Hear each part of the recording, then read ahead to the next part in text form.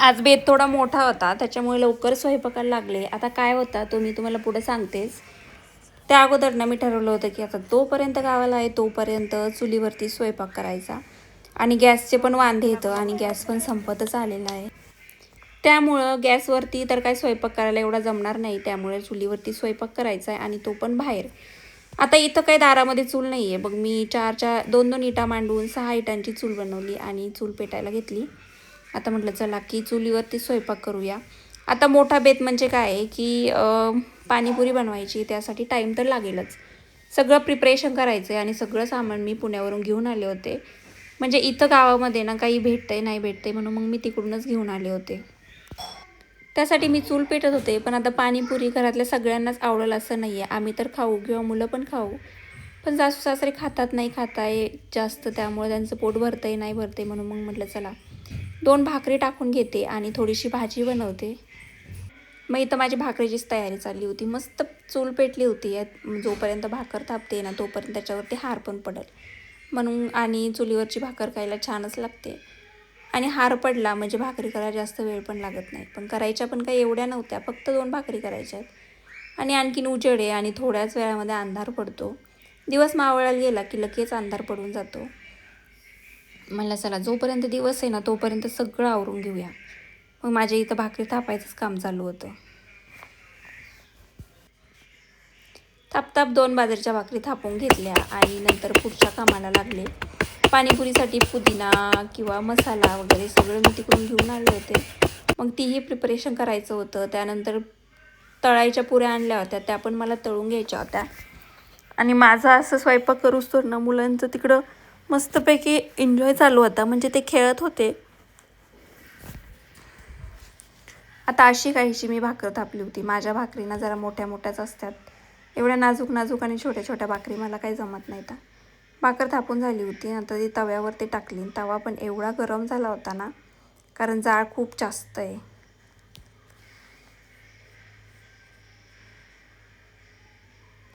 एक भाकर थापून झाली आणि दुसरीची तयारी करायला लागली मी आता. एक भाकर थापून झाली आणि ती भाजली पण चांगली. आता जाळ बघू शकता किती जास्त जाळ लागला आहे. दोन्ही पण भाकरी करून घेतल्या आणि लगेच मी ना लागले भाजीच्या तयारीला. भाजीमध्ये काहीच नाही, सिंपल वांग्याची भाजी बनवायची, कारण त्या दोघांनाच खायची आहे म्हणून तेलामध्ये कढीपत्ता जिरं मोहरी टाकली आणि मस्त तडतड केलं. त्यानंतर थोडीशी हळद टाकली आणि वांग्यामध्ये ना मीठ भरून टाकलं आणि छान ती परतून घेतली. ते परतल्याच्या नंतर मग त्याच्यामध्ये मसाले वगैरे तिखट आणि पाणी वगैरे टाकून दिलं.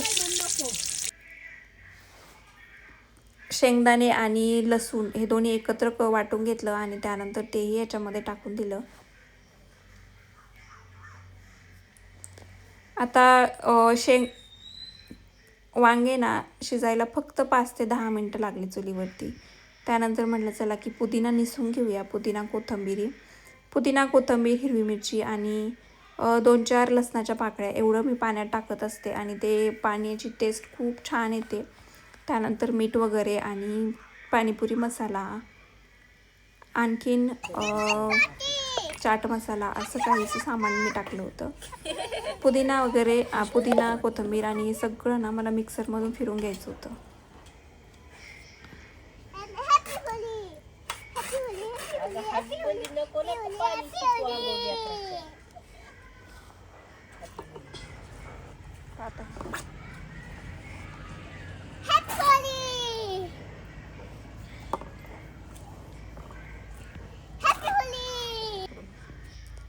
माझं पाणी बनवून झालं. मी हेच जास्त पाण्यामध्ये ना हेच केलेला मसाला सगळा टाकून दिला आणि माझं पाणी बनवून तर इशूची होळी तयारी चालू होती. आता तिची हॅप्पी होळी आत्ताशीक सुरू झाली आहे.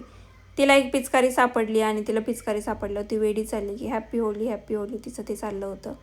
पाणी मस्तपैकी बनवून झालं आणि पाणी ना त्याच्यामध्ये मसाला वगैरे टाकला, मीठ टाकलं आणि म्हटलं चला टेस्ट करून बघावं. पण टेस्टला पाणी खूप छान झालं होतं म्हणून मग मी ते ना फ्रीजमध्ये ठेवलं थंड होण्यासाठी. थंड झाल्यावर आणखीन छान लागतं. साईड बाय साईड इकडे मी लगेच बटाटे पण उकडायला ठेवले होते आणि आता गोड पाण्याची तयारी करायची होती. त्यासाठी घरामध्ये भरपूर साऱ्या चिंचा होत्या, त्याच्यातलेच मी 2-4 चिंचा घेऊन आले. त्या फोडल्या आणि गॅसवरतीच मी पाणी उकळायला ठेवून दिलं. चिंचाचं आणि गुळाचं असं मिळून पाणी बनवते मी. इथं माझी पुऱ्याची तयारी चालू होती. बटाटे पण उकडून झाले होते. म्हटलं अगोदर पुऱ्या काढून घेऊ, तोपर्यंत बटाटे थंड होत. मी पुऱ्या इथे केल्या होत्या. आता पुऱ्यांना 2 पॅकेट मी घेऊन आले होते, जे की मला 60 रुपयाला 2 पॅकेट पडले होते आणि 60 रुपयाच्या मानाने त्या खूप जास्त पुऱ्या होत्या. डिमार्टमध्ये गेले ना त्यावेळेस मी पुऱ्या घेऊन आले होते आणि गेट 1 बाय 1 ऑफर होती. म्हटलं चला आता ह्याच्या सरसा आपल्याला पाणीपुरी पण खायला भेटेल आणि ऑफरमध्ये पण भेटेल. अशी 45 रुपयाला भेटते आणि तशी मला 30 रुपयालाच एक भेटली, म्हणजे 15 रुपयाचा फायदा झाला. आता खायला आम्ही 4-5 जणं होतो, त्यामुळं पुऱ्या मी भरपूर साऱ्या तळल्या होत्या. म्हणजे 2 पॅकेटातमधले ना थोड्याशाच पुऱ्या 15 ते 20 पुऱ्याच मी ठेवल्या होत्या, बाकी सगळ्या तळून घेतल्या होत्या. आता खायचं तर पोटभर खायचं असं होतं. मग काय, पोटभर पुऱ्या खाण्यासाठी एवढं मोठं पातेलं भरून पुऱ्या तळलेल्या होत्या. उत्कर्ष